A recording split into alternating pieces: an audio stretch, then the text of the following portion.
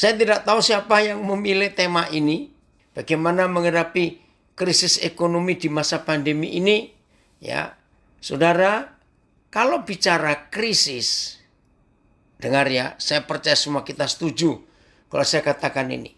Kalau kita bicara krisis, itu nggak ada COVID pun, krisis tetap ada kok di hidup kita. Betul tidak? Saya ulangi lagi. Kalau kita bicara krisis, tidak ada COVID pun, tetap krisis itu akan ada dalam hidup kita. Jadi kalau kita bicara krisis, nggak usah mikirkan karena ada pandemik ini. Setiap hari dalam kehidupan kita, siapapun kita, krisis itu akan tetap ada. Nah, memang selama pandemik ini rasanya krisisnya lebih berat.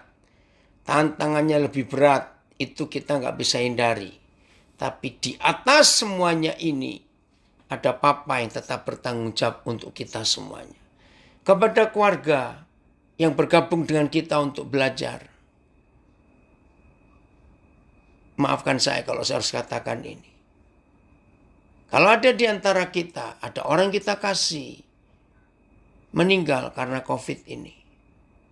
Maaf, saya mau katakan kalimat penghiburan ini. Nggak ada COVID pun, maaf ya, nggak ada COVID pun. Suatu hari yang namanya manusia, kita pasti meninggal. Maka itu biar penghiburan dari Tuhan ada untuk semua keluarga yang ditinggalkan oleh orang-orang dikasih. Walaupun itu sulit untuk dimengerti. Walaupun itu sulit untuk dimengerti. Kita percaya di atas semuanya Papa kita tetap bertanggung jawab. Nah, sebelum kita bicara tentang krisis ini, mari kita mencari tujuan krisis ini. Ya, saya ulangi, kita akan mencari tujuan dengan krisis, dengan masalah yang ada di hidup kita. Apa tujuannya? Kalau kita bisa melihat tujuannya dan itu indah, maka krisis ini jadi ringan untuk kita hadapi. Tapi kalau krisis ini kita nggak tahu tujuannya, krisis sepele saja, itu jadi berat, jadi besar sekali. Rasanya aduh tidak sanggup. Nah, sebagai murid-murid Tuhan Yesus, sebagai anak-anak Papa di surga, kita melihat krisis ini ternyata punya tujuan yang sangat mulia. Nah, kita lihat ayat yang pertama. Roma 8 ayat 28. Semua kita kenal ayat ini. Dan biarlah firman ini jadi kekuatan buat kita untuk kita menghadapi krisis ini. Roma 8 ayat 28. Kita tahu sekarang. Nah, saya suka memperhatikan kata sekarang. Karena kata sekarang ini mau dibaca besok, mau dibaca 10 tahun yang akan datang, dibaca 10 tahun yang lalu, tetap sekarang. Woi Sandra, ini anak saya dari Gorontalo, lama tidak muncul. Baru sekarang, senang Papa kalian hadir. Sekarang, berarti setiap hari. Kita tahu, sekarang. Apa yang kita tahu? Bahwa Papa di surga turut bekerja dalam segala sesuatu, termasuk COVID-19. Walaupun bukan Tuhan yang ciptakan, jelas Papa kita nggak sekejam itu. Ya, turut bekerja dalam segala sesuatu. Nah, segala sesuatu ini ya krisis. Entah krisis kecil, ringan, berat, besar. Pokoknya Papa selalu ikut bekerja dalam segala sesuatu. Segala sesuatu loh. Jadi semuanya yang kita alami. Ini tujuan krisis. Untuk mendatangkan kebaikan. Tuhan ampuni kami kalau kami masih ada yang belum terima. Kebaikan apa? Kalau gara-gara COVID ini ada yang kita kasih harus meninggal. Kebaikan apa? Ampuni kami kalau kami menanyakan ini, Bapak. Tapi hari ini kami mau belajar untuk menerima firman-Mu ini. Walaupun sulit dan berat untuk kami mengakui kebaikan. Kebaikan apa? Tapi kami percaya Tuhan, apa yang Kau katakan itu benar. Hanya saja saat ini kami belum bisa mengerti. Tolonglah kami Roh Kudus untuk kami bisa mengerti betul-betul. Terima kasih untuk itu. Mendatangkan kebaikan bagi mereka yang mengasihi Dia. Yaitu bagi mereka yang terpanggil sesuai dengan rencana Tuhan. Saya baca beberapa terjemahan yang lain. Kita tahu bahwa segala sesuatu bekerja bersama-sama untuk kebaikan. Bagi mereka yang mengasihi Tuhan. Yaitu mereka yang dipanggil sesuai dengan rencana Tuhan. PS, kita tahu bahwa Tuhan mengatur segala hal. Sehingga menghasilkan yang baik untuk orang-orang yang mengasihi Dia. Dan yang dipanggilnya sesuai dengan rencananya. TSI. Sekarang kita boleh yakin bahwa bagi kita semua yang mengasihi Dia, jadi kuncinya saudara dan saya harus dalam posisi, harus dalam suatu keadaan mengasihi Tuhan. Lebih daripada apapun juga. Sekarang kita boleh yakin bahwa bagi kita semua yang mengasihi Dia, Tuhan selalu mengatur semua hal yang kita alami dan hadapi. Semuanya diatur. Terima kasih. Supaya hal-hal itu menghasilkan kebaikan. Karena kita adalah orang-orang yang sudah dipilihnya sesuai dengan rencananya. Nah, dari ayat ini kita tahu krisis sekecil apa, sebesar apa. Krisis seringan apa, seberat apa. Tetap Tuhan akan mendatangkan kebaikan buat kita semuanya. Tetap. Walaupun sekarang ini kita belum mengerti kenapa bisa begini keadaannya. Tapi kita percaya firman ini terjadi dengan luar biasa untuk hidup kita masing-masing. Nah, kebaikannya berupa apa? Ini yang kita harus cari. Coba lihat ayat 29-nya. Terima kasih Bapak. Kalau masih ada di antara kita hanya sekedar menggunakan Roma 8 ayat 28. Lalu kita berkata, terima kasih Pak. Terima kasih. Mengalami apa saja, menghadapi apa saja. Oh Tuhan Kau tetap baik. Rencanamu dahsyat. Betul. Tapi kebaikannya berupa apa? Sasarannya kemana? Ya, lihat ayat 29. Oh, ini ada ILT ayat 28, saya baca dulu ya. Ya, Indonesian Literature, apa ini? ILT, literatur, apa artinya saya lupa ya. Saya baca.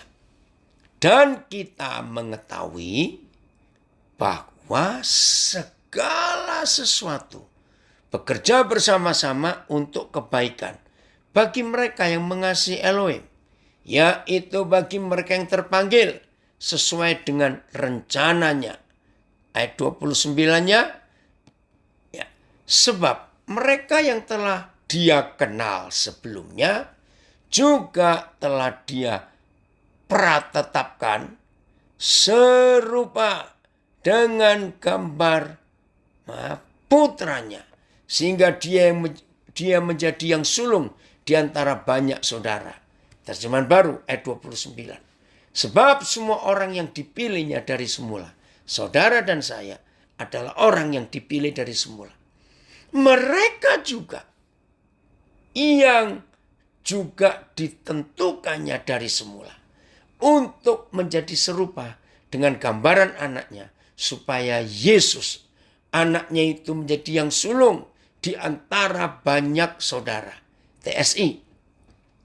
Karena sejak semula Tuhan sudah mengenal dan mengasihi kita, dan Dia berencana supaya kita menjadi serupa dengan anaknya. Dan rencananya juga supaya Yesus menjadi anak sulung di antara banyak saudara-saudari. Nah saudara, ini tujuan krisis.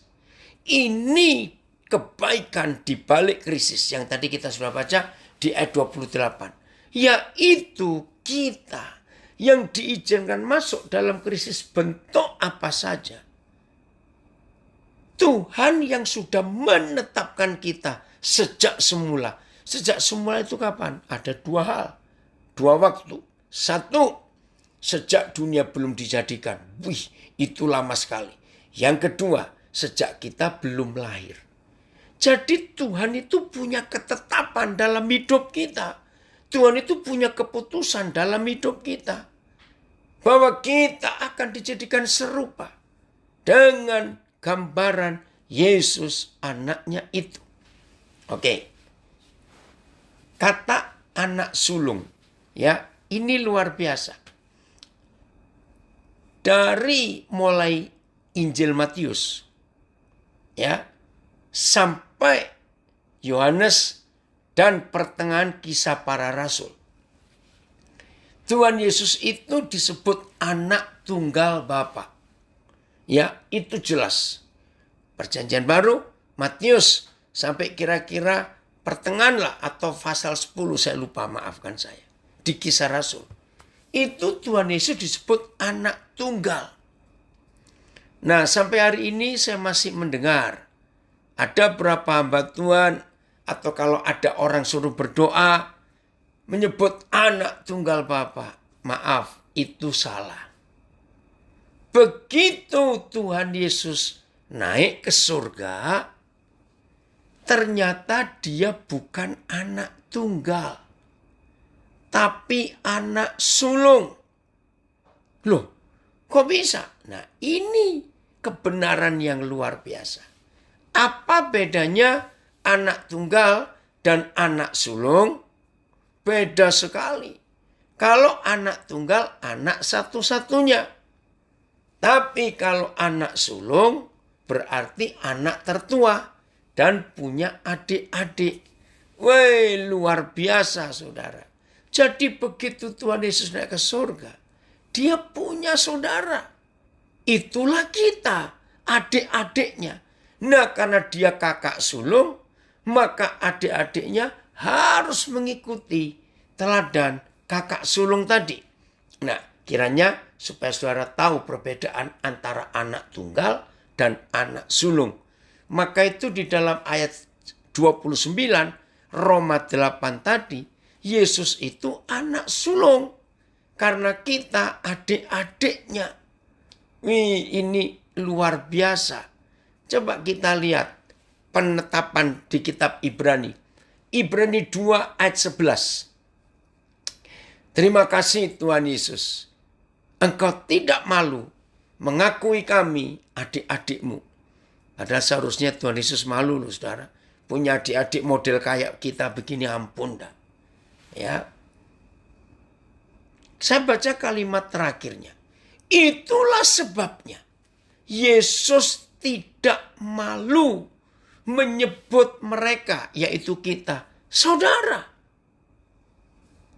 Nah, kalau kita baca kalimat ini, boleh nggak saya berpikir, seharusnya dia itu malu loh, ngakuin kita adik-adiknya. Lah model kayak begini kok. Maaf ya, itulah sebabnya ia tidak malu menyebut kita ini saudara-saudaranya. AYT.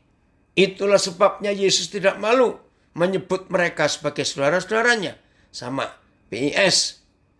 Itulah sebabnya Yesus tidak malu mengaku mereka itu sebagai saudara-saudaranya. Oh, kalau TSI ayat 10. Cobaan ayat 10. Oh ya, Indonesian Literal Translation. Terima kasih. Ya. Udah? Ayat 10. Ya. Tuhan sendiri yang sudah menciptakan segala-galanya. Dan semua ciptaan itu dibuat untuk memuliakan Tuhan. Karena itu tepat sekali bagi Tuhan untuk mendapatkan banyak anak, yaitu kita. Supaya kita hidup bersama Dia dalam kemuliaannya.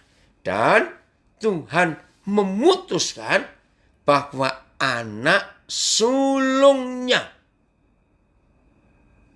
yaitu Yesus, harus layak menjadi Raja Penyelamat dan Perantara yang sempurna melalui penderitaannya bagi kita sebagai anak-anak angkat Tuhan.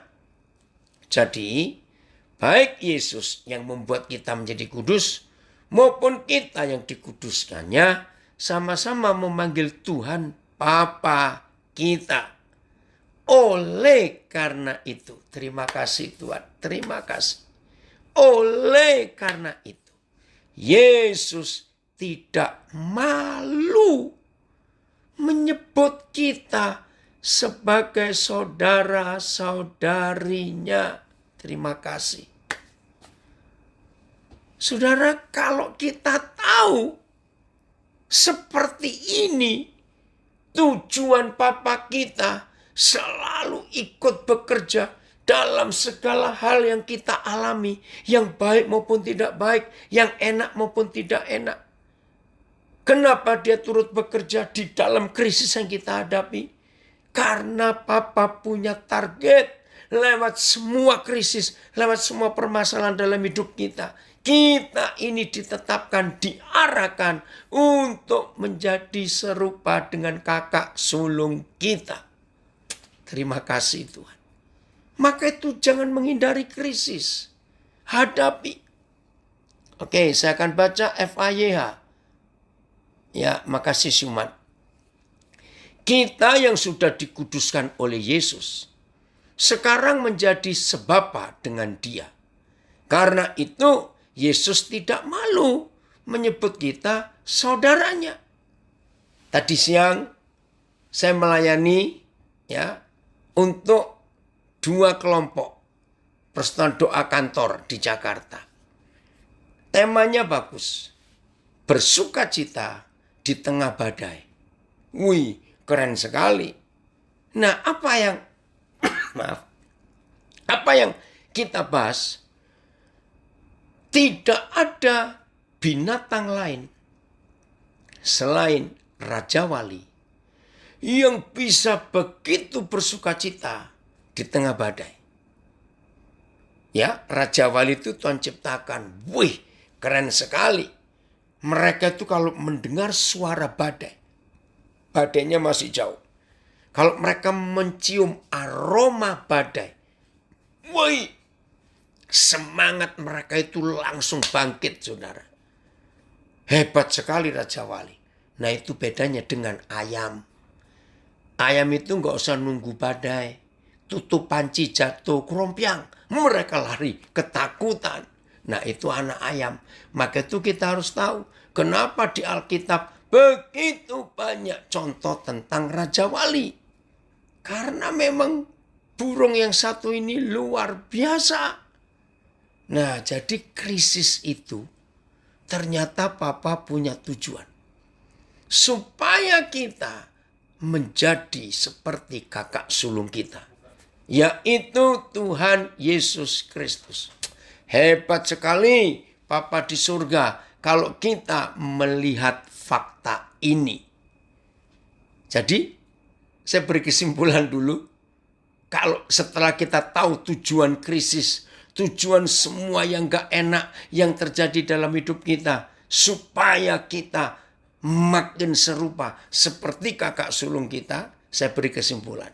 Maka mau tidak mau, sebagai orang-orang yang benar, murid-murid Tuhan Yesus, saudara dan saya dengar kalimat ini harus ketagihan krisis. Wih, apa itu? Iya, karena dengan krisis itu kita diubah. Dari waktu ke waktu menjadi seperti kakak sulung kita. Ini luar biasa, saudara. Kalau kita memperhatikan fakta ini dalam hidup kita. Jadi, siap ketagihan krisis? Karena Tuhan akan membawa kita ke dalam kesempurnaan. Menjadi sama seperti Tuhan Yesus itu sendiri. Inilah yang Tuhan rindukan. Terjadi atas hidup kita semua yang percaya Dia. Ya, coba lihat Filipi 1 ayat 29. Ya, Filipi 1 ayat yang ke-29. Ini salah satu bentuk krisis itu ya. Salah satu bentuk krisis itu. Ya. Kita akan melihatnya. Ya. Ini sungguh-sungguh luar biasa. Tuhan kita. Maka dalam perjalanan hidup kita harus menikmati hal-hal yang tidak enak. Tapi itu baik untuk kita masing-masing. Filipi 1:29. Terima kasih Bapa. Terima kasih. Tuhan, Engkau sungguh dahsyat. Engkau sungguh ajaib atas hidup ini. Ya. Sebab kepada kamu dikaruniakan bukan saja untuk percaya kepada Kristus, melainkan juga untuk menderita untuk Dia. AYT. Sebab demi Kristus kamu telah dikaruniakan bukan hanya untuk percaya kepadanya, tetapi juga untuk menderita bagi Dia. PS. Sebab Tuhan sudah memberi anugerah kepadamu bukan hanya untuk percaya kepada Kristus, tapi juga untuk menderita bagi Kristus. Ini kan krisis dalam penderitaan. Itu karunia loh, anugerah. TSI. Karena kebaikan hati Tuhan, Dia memilih kalian bukan saja untuk percaya kepada Kristus, tetapi juga untuk menderita demi kemuliaannya. ILT, ya, saya akan baca. Sebab demi Hamasiah, bagimu telah dianugerahkan tidak hanya untuk percaya kepadanya, tetapi juga untuk menderita demi Dia. Luar biasa ini. Kalau kita percaya akan firman ini. Jadi kita nggak cuma diberi anugerah percaya, tapi anugerah untuk menikmati krisis. Mungkin lebih tepatnya, kalau kita ganti kata menghadapi krisis, lebih indah kalau kita ganti menikmati krisis. Karena krisis penderitaan itu anugerah. Saya nggak tahu berapa banyak yang berani berkata amin. Anugerah. Karena itu diberi. Terima kasih Tuhan. Amin. Ya. Dari Lampung, dari Bogor, dari Singapura bilang amin. Puji Tuhan. Ya, ini di Facebook juga banyak berkata amin. Oh, puji Tuhan. Oh, terjemahan apa ini BM ya. Filipi 1 ayat 29. Semua itu berlaku karena kamu sudah diberikan oleh Tuhan anugerah untuk mengabdikan diri kepada Kristus, bukan saja dengan percaya kepadanya, tetapi juga dengan menderita baginya. Amin. Haleluya, amin. Dari Samarinda, puji Tuhan. Kita semua berkata amin. Untuk anugerah yang bukan cuma yang enak-enak, tapi anugerah menikmati penderitaan untuk Kristus. Nah, kita lebih jauh. Menjadi serupa dengan Tuhan Yesus, itu artinya, ada saudara kita ini, saya baru tahu, namanya menarik. Mana tadi? Arif Nur Hasan. Berkata, amin. Iya. Puji Tuhan. Amin. Ada yang berkata, Rusdi, amin. Di balik krisis kemuliaan Tuhan dinyatakan betul. Oke, saya lanjut. Menjadi serupa dengan Kristus. Ternyata kita stop, berhenti berbuat dosa. Wah, mendengar kata ini pasti hampir semua kita berkata, mana mungkin? Betul? Mana mungkin? Dari Nabi Re, amin, haleluya. Ya.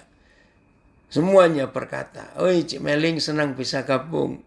Amin. Ya, Yati siapa ini nggak tahu. Nah, semua kita pasti akan berkata, mana mungkin kita bisa hidup berhenti berbuat dosa. Ternyata bisa. Ada ayatnya, ada firmannya untuk kita berhenti berbuat dosa. Maka itu krisis itu bagus. 1 Petrus 4 ayat 1. 1 Petrus 4 ayat 1. Maaf.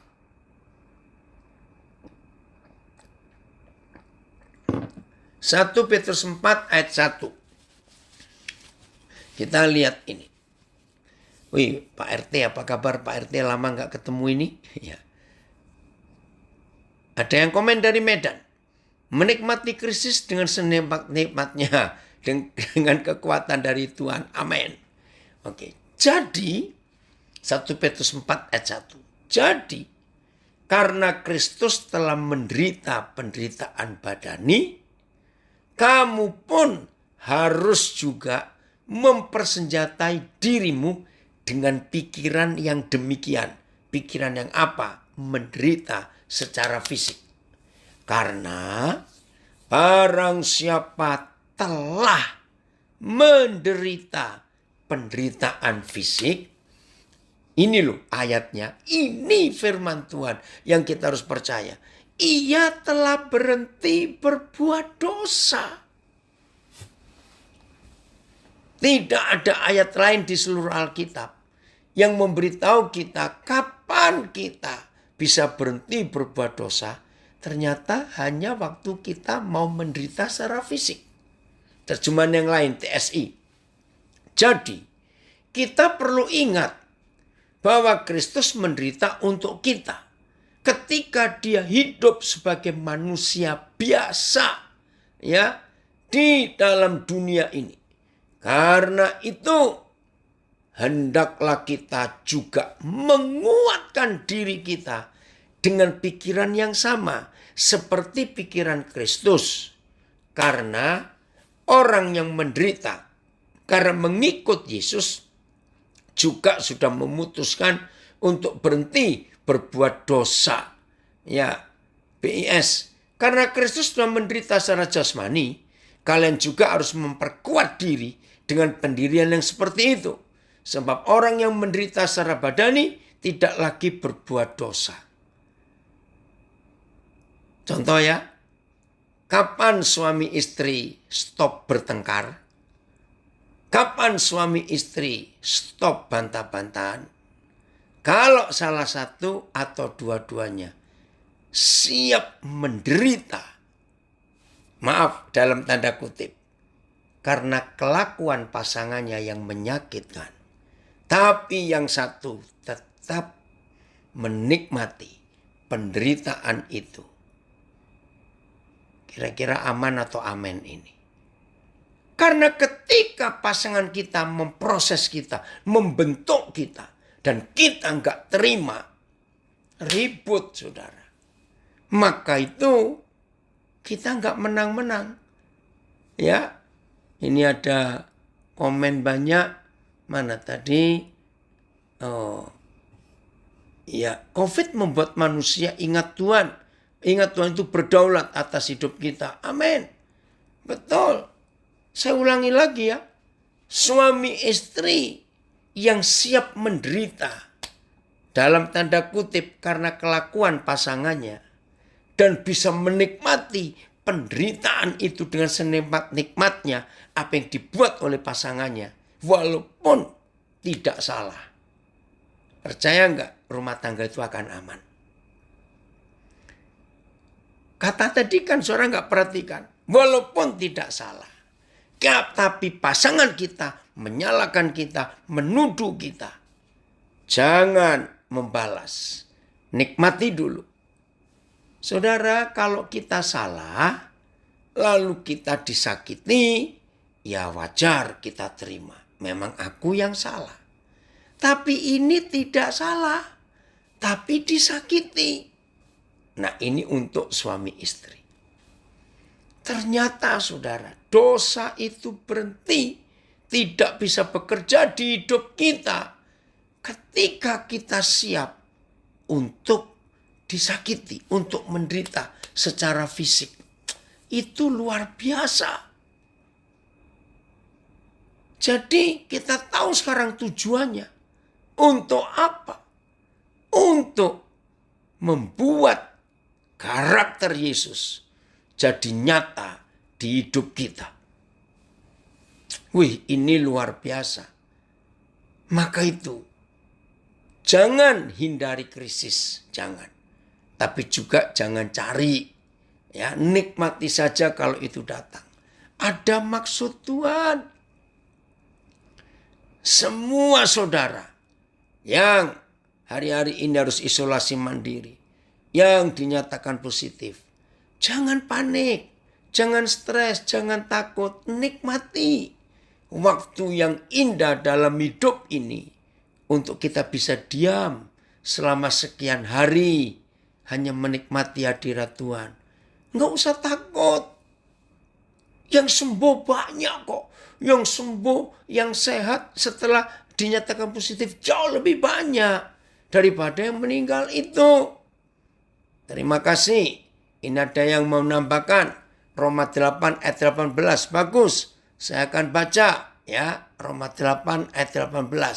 Sebab aku yakin bahwa penderitaan zaman sekarang ini tidak dapat dibandingkan dengan kemuliaan yang akan dinyatakan kepada kita.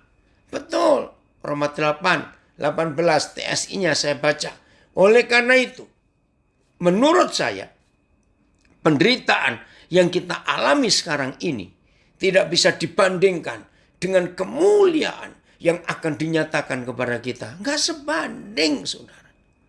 Kalau semua kita bisa menang dan menikmati krisis ini, maka kita akan melihat kemuliaan Tuhan yang luar biasa. Enggak sebanding dengan penderitaan, kesakitan yang kita alami. Enggak sebanding. Ini luar biasa.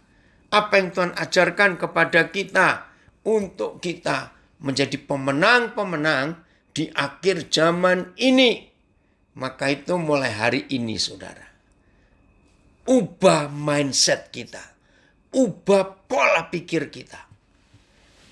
Bahwa menghadapi krisis itu indah.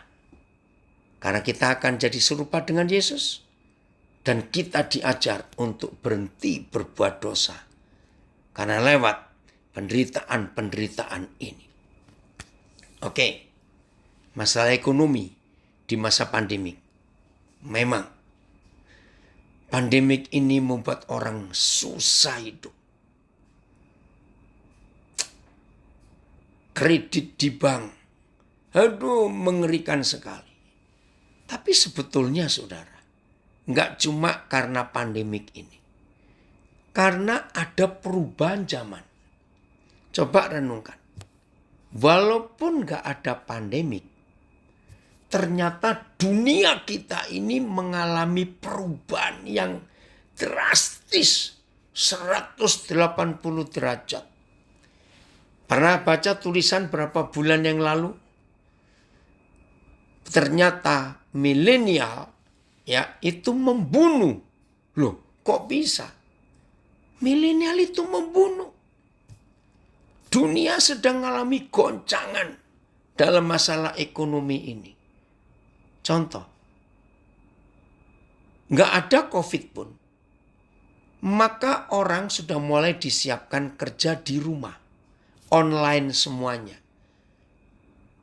Nggak tahu kapan, tapi rasanya nggak lama. Gedung-gedung tinggi, kantor-kantor itu ada ngalami pergeseran.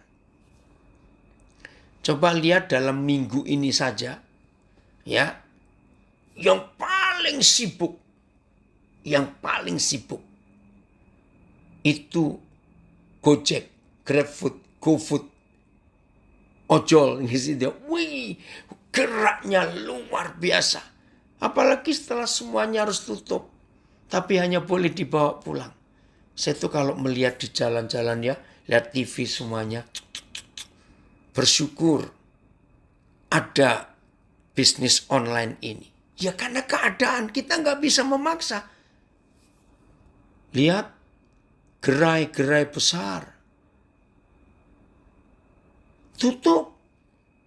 Orang sudah nggak pergi lagi, nggak perlu lagi pergi belanja ke mall, ke toko, kemana.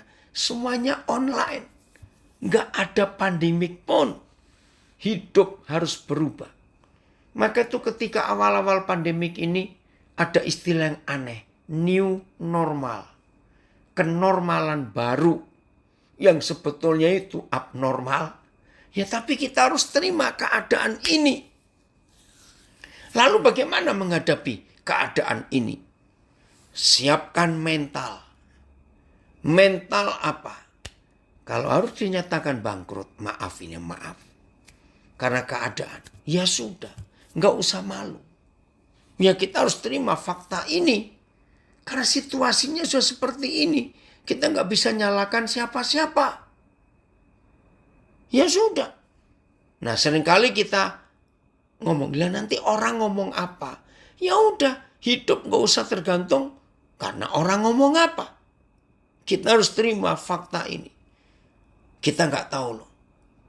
Setelah pandemik ini lewat, dunia ini akan jadi seperti apa? Kita nggak bisa memprediksinya dengan jelas. Perubahannya luar biasa.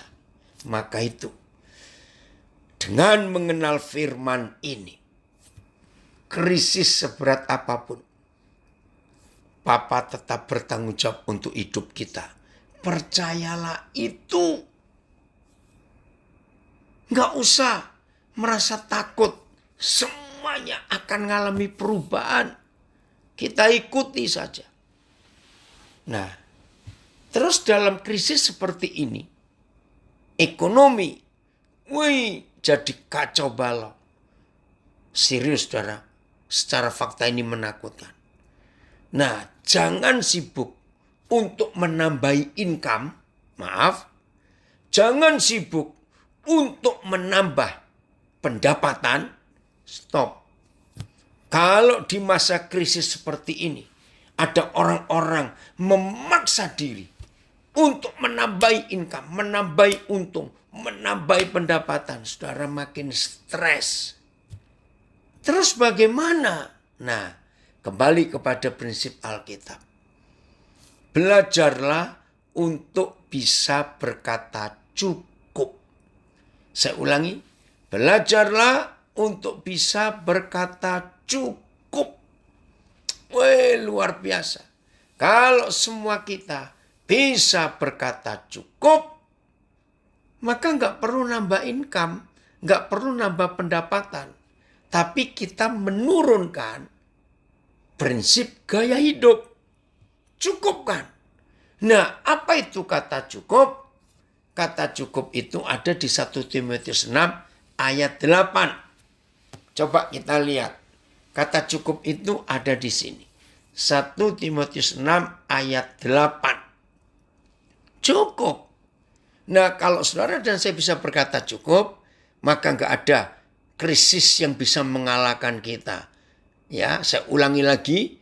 Jangan memaksa untuk menambah income, menambah pendapatan, ya menaikkan pendapatan, keuntungan. Jangan masa seperti ini.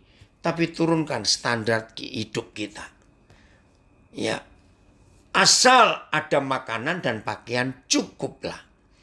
AYT, jika sudah ada makanan dan pakaian, kita akan merasa cukup.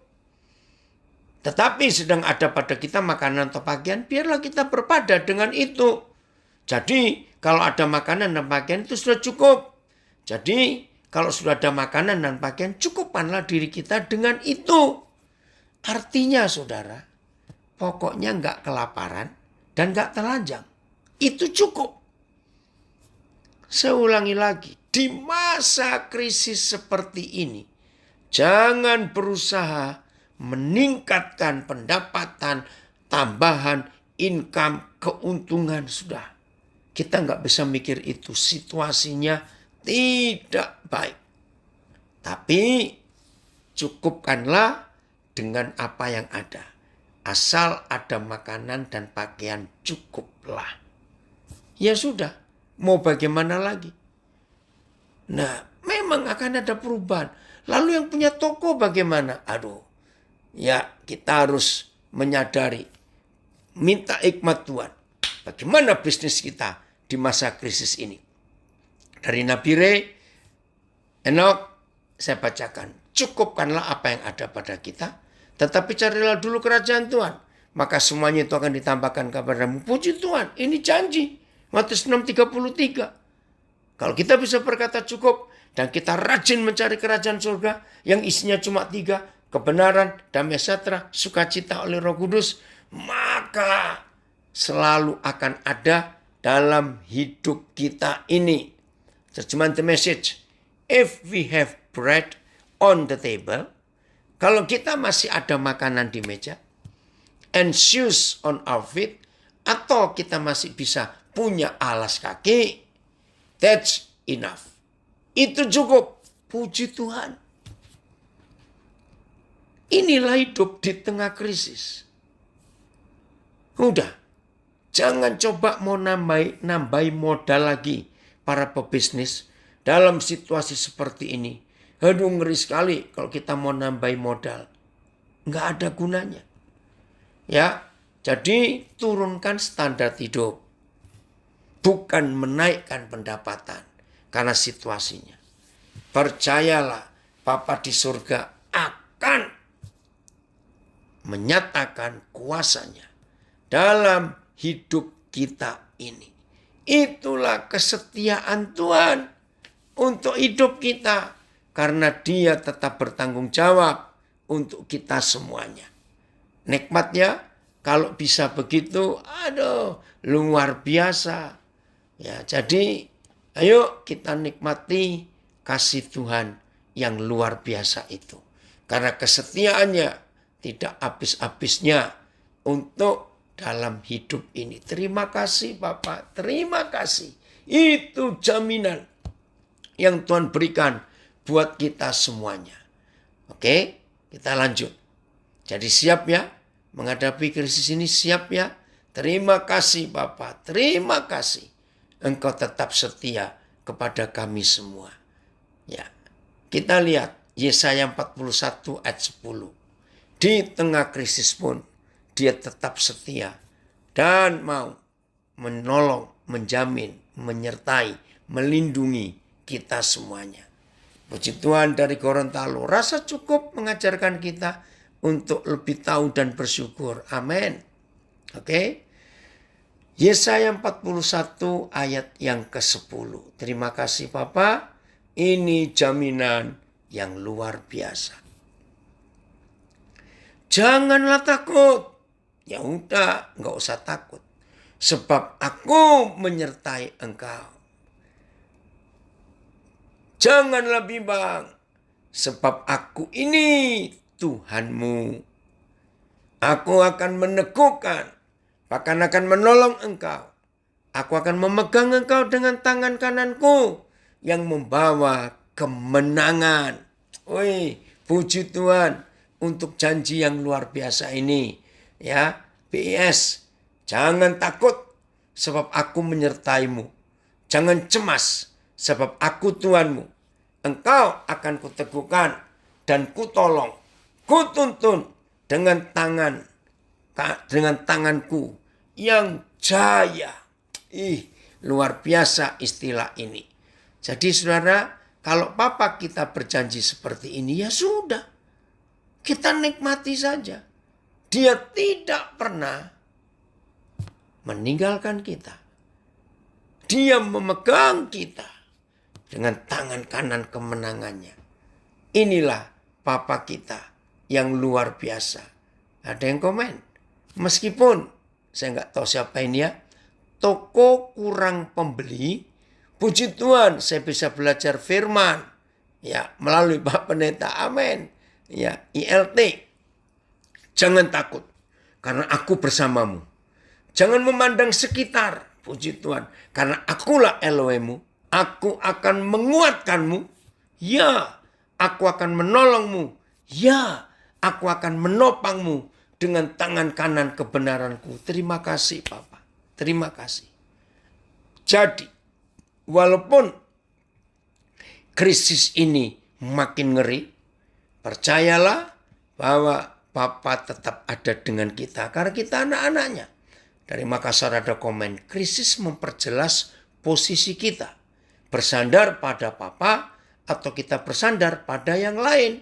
Betul, krisis ini yang membuat kita tahu makin kuat posisi kita. Nikmati ketidaknikmatan itu dengan senikmat-nikmatnya dan tetap bernikmat ria bersama Yesus. Puji Tuhan dari Samarinda. Haleluya. Nah, saudara, ini ada kiriman dari Surabaya, Yohan Lukito. Di mana-mana sewa perkantoran hancur-hancuran. Betul, saudara. Aduh, jadi nggak ada pandemik pun. Dunia mengalami perubahan-perubahan yang luar biasa. Kita harus menghadapi persiapan-persiapan ini. Ya, komen dari Nabire, pilihannya cuma satu. Percaya atau khawatir. Udah, begitu saja. Ayo mulai hari ini kita memilih yang benar. Supaya kita tidak terjerembab, tidak terjatuh. Tapi kita tetap semangat dalam hidup ini. Wah, kalau seperti itu, hidup ini luar biasa. Sungguh, hanya keindahan dan kenikmatan tiap hari. Walaupun berat sekali tantangan-tantangan di hari-hari ini, saudara. Maka itu lagi sekali, turunkan standar hidup kita. Turunkan. Mau berkata pas-pasan, enggak apa-apa. Pokoknya masih bisa makan dan tidak telanjang. Ya sudah, kita nikmati hidup itu. Wah, kalau kita seperti itu, kemenangan ada di pihak kita. Terima kasih Bapak untuk kesetiaanmu yang luar biasa itu. Keluaran 14 ayat 14. Janji Papa kita ketika itu Israel betul-betul sedang krisis berat. Ya, krisis berat. Kita lihat Keluaran 14 ayat 14. Yahweh akan berperang untuk kamu dan kamu akan diam saja. Semuanya sama terjemahnya. Tuhan akan berjuang untuk kamu dan kamu tidak perlu berbuat apa-apa. Ini jaminan yang Papa kita sediakan waktu itu. Kita tahu pengalaman Musa dengan sekian juta orang Israel. Mereka sudah bersukaria karena bebas dari perbudakan Mesir. Tiba-tiba tanpa mereka percaya, Firaun menyusul dengan kereta-kereta kuda dan kuda-kuda yang gagah perkasa. Israel kan jalan kaki. Saudara bisa bayangkan mau sekuat apa orang lari dibandingkan kuda. Nah, apalagi situasinya di pinggir laut. Ini bukan kisah sekolah minggu, tapi ini kisah nyata. Begitu mereka lihat ke belakang. Wih, debu bertebaran dan suara rap. Mereka tahu Firaun nyusul ini. Di depan mereka laut. Kiri kanan mereka padang gurun. Mau bagaimana? Mau larinya bagaimana? Saudara, Musa juga panik sebagai manusia. Tapi Musa mendengar suara Tuhan. Musa mendengar suara Tuhan. Maka itu Tuhan berkata, Musa, aku yang berperang ganti kalian. Kamu diam saja. Ya mau perang bagaimana? Israel gak ada persenjataan. Tapi tentara Firaun dan berkuda dengan lembing, tombak semuanya. Aduh. Versi membaca dengan mudah. Kamu tidak melakukan apapun. Yahweh yang akan berperang untukmu. Dan itu betul-betul terjadi. Ketika mereka diam dan menyerah, pertolongan datang dari atas. Tiba-tiba ada angin yang besar sekali. Dan angin itu jadi seperti pisau. Tapi logikanya saudara, pisau pun nggak bisa motong air. Betul tidak? Pisau pun tidak bisa motong air. Iya toh? Tapi ini angin yang datang dengan luar biasa. Laut itu terbelah. Ya, ada yang bilang itu fiksi. Ya terserahlah. Tapi kalau kita akan percaya, itu perbuatan tangan Bapa kita yang luar biasa. Dan Alkitab menulis, misalnya mujizat sudah terjadi, yaitu laut itu terbelah. Coba renungkan. Wajar enggak kalau dasar laut itu becek? Karena airnya baru dibelah. Coba mikir. Tapi kitab Keluaran 14 menulis, mereka berjalan di tanah kering. Wih, luar biasa. Papa senang kamu hadir. Ini anak saya di Nabire, dia Muslim tapi senang belajar firman Tuhan. Terima kasih Papa senang sekali kamu gabung untuk belajar. Betul, bisa berkata cukup dalam hidup ini. Menikmati. Saudara lihat mujizat. Air terbelah. Mereka jalan di tanah yang kering padahal baru dibelah lautnya. Coba lihat di daerah-daerah kita. Kalau baru hujan sebentar saja, pasti genangan air ada dan becek. Ini kering. Mujizat yang ketiga. Tuhan pasang tirai. Entah dari kekuatan apa. Jadi ada tirai seperti angin, seperti debu. Nggak tahu. Untuk menghalangi tentara Firaun nggak bisa maju. Bayangkan mereka jalan kaki. Tentara Firaun naik kuda. Jadi ketika mereka sudah di laut itu. Tiba-tiba ada batas. Yang Papa buat saudara. Sehingga Israel jalan terus dengan cepat. Saya nggak tahu bagaimana paniknya mereka ya. Nah Firaunnya nggak bisa maju. Terus begitu semua sudah menyeberang. Tuhan angkat tirai itu. Tuhan angkat tangan yang kuat menahan air laut. Di kiri kanan mereka berjalan.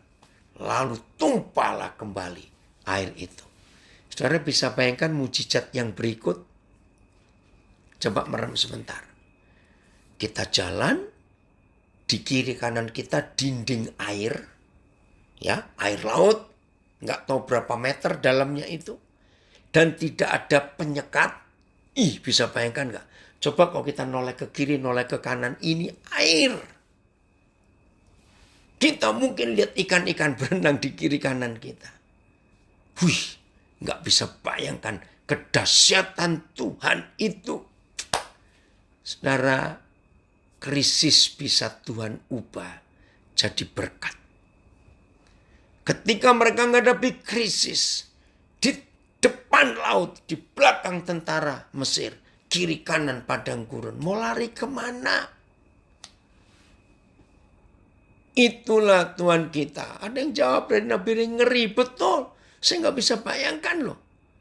Mungkin kalau saya di situ saya nggak bisa jalan. Terpaku lihat kiri kanan air. Nggak ada dindingnya tapi nggak tumpah. Dan yang saya lewat ini kering. Bayangkan itu. Luar biasa Tuhan. Maka itu saudara percayalah. Di tengah krisis seperti ini. Papa tetap Papa yang baik buat kita semua. Terima kasih Papa. Terima kasih. Oh Papa, Engkau sudah pegang tangan kami begitu kuat. Terima kasih. Ini jaminan. Saudara-saudara yang dinyatakan positif COVID, jangan takut. Jangan takut, nikmati. Kasih Tuhan luar biasa untuk hidup kita. Serius. Maka itu diam saja, Tuhan yang berperang. Apa yang kita bisa buat untuk COVID ini? Mengerikan sekali. Tuhan berperang ganti kita. Terima kasih Bapa untuk jaminanmu yang luar biasa itu. Jujur secara manusia, semua kita pasti takut. Tapi jangan sampai ketakutan kita mengalahkan kepercayaan Tuhan atas kemuliaan yang luar biasa itu. Ayo sungguh-sungguh kita berharap. Ya, semua, lagi sekali semua yang sedang mengalami apa saja, nikmati saudara, nikmati. Jadi, Papa tetap bertanggung jawab untuk kita semua. Maka itu kita nggak usah takut. Ayat terakhir. Krisis pernah melanda Daud. Tapi lihat. 2 Samuel 5. Ya, ayat 17. Oh puji Tuhan dari Las Vegas. Gabung. Ya, amin. Ini waktunya kita mengucap syukur. Dalam segala hal. Papa pasti memberi yang terbaik. Amin Yung. Papa percaya ini. Jam berapa sekarang di Las Vegas ini Yung? Ya. Puji Tuhan. Kita boleh belajar. Ya, 2 Samuel 5 ayat 17. Maka itu di masa krisis pun jangan lupa ada Papa yang bertanggung jawab untuk kita. Mudah? 2 Samuel 5 ayat 17 mulai. Adaan? Iya, betul. Ini ada komen dari Balikpapan. Kurang lebih seperti saat ini. Pembatasan di sana sini. Seolah-olah serba salah. Untuk ambil keputusan. Tapi kita percaya. Tuhan Yesus Kristus tetap pegang kendali seluruh kehidupan kita. Dan kita tetap percaya kepadanya. Amin. Oh, di Las Vegas jam 6.30 pagi. Mau hebat Yung. Pagi-pagi bangun untuk dengar firman Tuhan. Ya. Oke, ada kesaksian Pak Andreas. Firman ini luar biasa. Sewaktu ada napi di Nusa Kambangan, papanya meninggal di Surabaya. Dan tidak mungkin napi bisa dapat izin untuk ke Surabaya. Bahkan petugas yang kerja 30 tahun belum pernah napi apa ini? Bes, lewat firman Tuhan ini napi bisa ketemu papanya. Besok mau dikubur. Wah, luar biasa. Nusa Kambangan, saudara, nggak mungkin dapat izin seitu. Nah ini krisis yang dihadapi Daud. Ketika didengar orang Filistin bahwa Daud telah ketika didengar orang Filistin bahwa Daud telah diurapi menjadi raja atas Israel, maka majulah semua orang Filistin untuk menangkap Daud. Mau diserang. Oh, komputernya error. Oke, enggak apa-apaan. Ketika Daud mendengar hal itu, mendengar hal apa? Dia akan diserang oleh seluruh orang Filistin. Lalu Daud pergi ke kubu pertahanan. Nah ini loh, di tengah krisis larinya kemana? ILT. Dan orang-orang Filistin mendengar bahwa mereka telah mengurapi Daud sebagai raja atas Israel. Dan semua orang Filistin datang untuk mencari Daud. Dan Daud mendengar dan turun ke kubu pertahanan. Ayat 18. Ya, ayat 18. Kita lihat. Ketika orang Filistin itu datang memencar lembah Refaim. Sudah jelas ini, musuh sudah dekat. Ayat 19. Ayo, 2 Samuel 5:19. Jadi pegangan kita di hari-hari yang menakutkan ini. Lagi sekali saya ulangi. Mari 2 Samuel 5:19 ini menjadi pegangan kita di hari-hari yang menakutkan. Ketika pandemik ini kurang ajar betul si kunyuk itu. Membuat hidup jadi kacau. Tuhan lindungi kami semua dengan kuasa-Mu yang ajaib. Apa apa yang Daud lakukan ketika krisis itu terjadi? Bertanyalah Daud kepada Bapa di surga. Apakah aku harus maju melawan orang Filistin itu? Akan kau serahkankah mereka ke dalam tanganku? Yahweh menjawab, majulah, sebab aku pasti menyerahkan orang Filistin ke dalam tanganmu. Oke, terjemahan yang lain naik. PS, ya.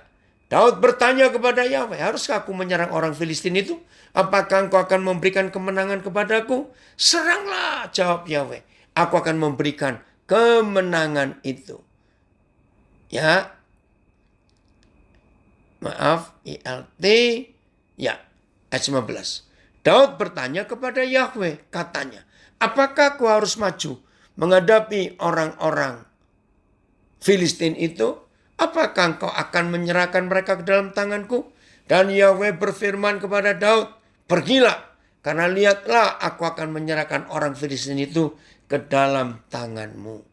Saudara yang dikasihi Tuhan, sampaikan firman ini kepada semua saudara kita yang sedang mengalami banyak masalah hari-hari ini. Masalah bisnis, masalah keluarga, masalah apa saja. Ingat, Papa tetap Papa yang setia. Terima kasih Bapak untuk itu. Ayo, komunikasi kita dengan Papa di surga tidak boleh putus. Terus kita komunikasi, selalu bertanya. Kita dekat kepada dia. Kita menikmati hadiratnya. Pelukan kasih Papa atas hidup kita tetap ada. Ayo hari ini kita rileks sebentar. Datang kepada Papa. Pandang wajahnya.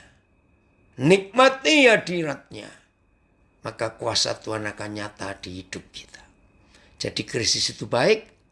Karena kita dibentuk menjadi sama seperti Yesus. Kita dilatih untuk berperang. Jadi kita nggak perlu takut. Tuhan Yesus memberkati kita semuanya. Dan ayo kita jadi pemenang. Dan bagikan firman ini kepada banyak orang di sekitar kita. Selamat menikmati